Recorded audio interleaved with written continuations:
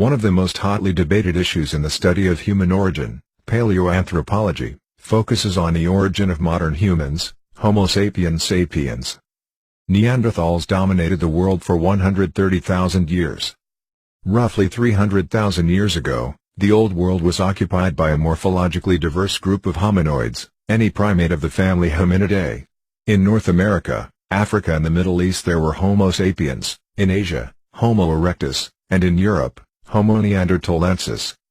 By 130,000 years ago, Neanderthals had all become so anatomically distinct, that they were classified as a separate species, Homo neanderthalensis.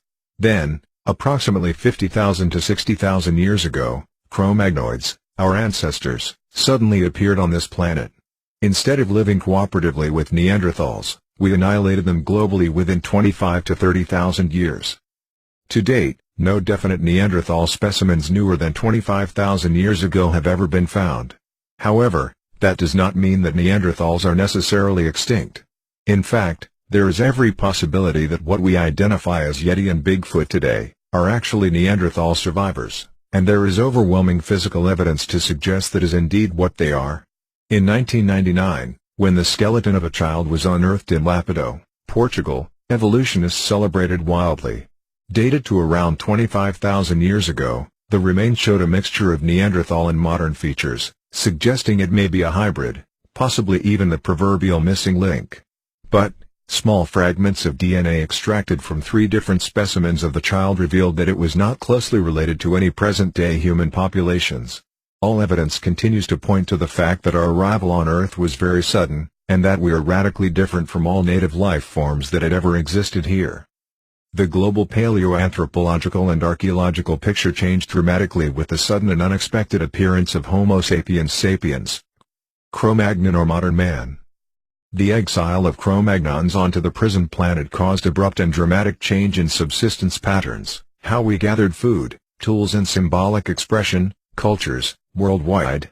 This stunning change in cultural adaptation was not merely a quantitative one, but one that represented a significant departure from all earlier humanoid and hominoid behavior, reflecting a major qualitative transformation.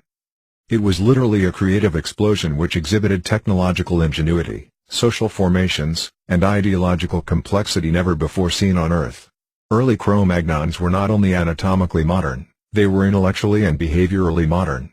The exile of humans on Earth placed Neanderthals in direct competition with our ancestors for resources.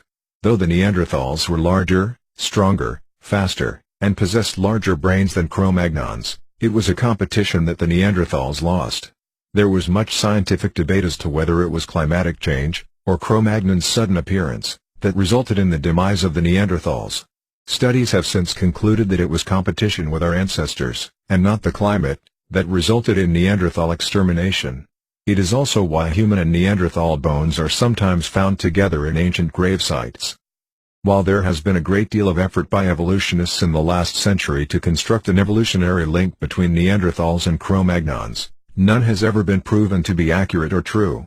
In fact, several of the attempts were actually scientifically proven to be intentional frauds, and the rest were revealed to be nothing more than wild speculation.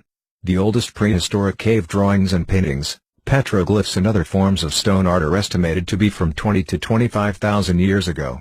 Many of the academic community have inaccurately portrayed the early artists as Neanderthal man, but Neanderthals were virtually exterminated by our Cro-Magnon ancestors thousands of years earlier.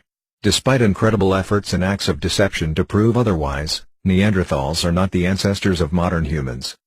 DNA study concludes modern humans do not have Neanderthal ancestors in their family tree.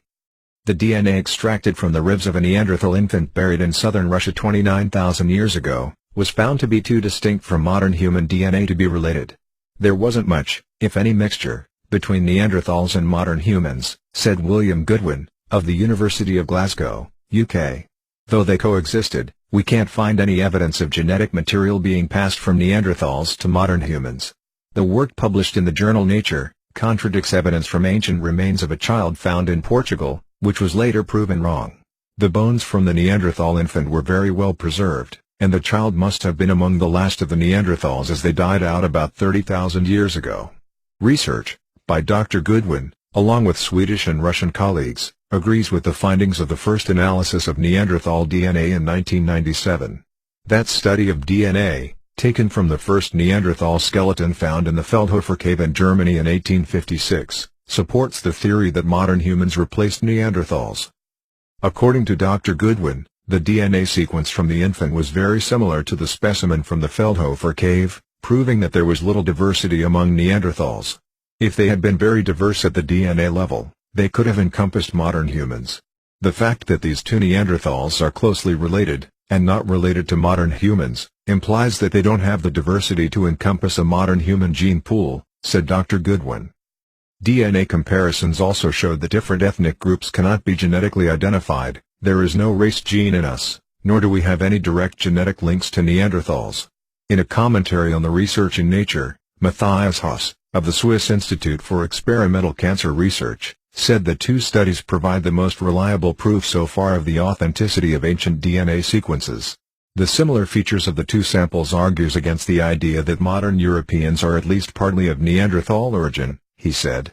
Another study by a group of geneticists, coordinated by Guido Barbugiani and David Carmaggi of the universities of Ferrara and Florence, showed that a Cro-Magnoid individual who lived in southern Italy 28,000 years ago was a modern European, genetically as well as anatomically. The Cro-Magnoid people briefly coexisted in Europe with other humanoids, the Neanderthals, whose anatomy and DNA were clearly different from ours. However, obtaining a reliable sequence of Cro-Magnoid DNA was technically challenging. The risk in the study of ancient individuals is to attribute to the fossil specimen the DNA left there by archaeologists or biologists who manipulated it, Barbugiani says. To avoid that, we followed all phases of the retrieval of the fossil bones, and typed the DNA sequences of all people who had any contact with them. The researchers wrote in the newly published paper, the Pagelaxi 23 individual carried a DNA sequence that is still common in Europe, and which radically differs from those of the almost contemporary Neanderthals, demonstrating a genealogical continuity across 28,000 years, from Cro-Magnoid to modern Europeans. The results demonstrate for the first time that the anatomical differences between Neanderthals and Cro-Magnoids were associated with clear genetic differences. The Neanderthals, who lived at the top of Earth's food chain for nearly 300,000 years, were not the ancestors of modern humans. We suddenly appeared from somewhere about 50,000 to 60,000 years ago. It has been proven that our intelligence is not the result of evolution as we have been led to believe, but rather is the direct result of genetic memory.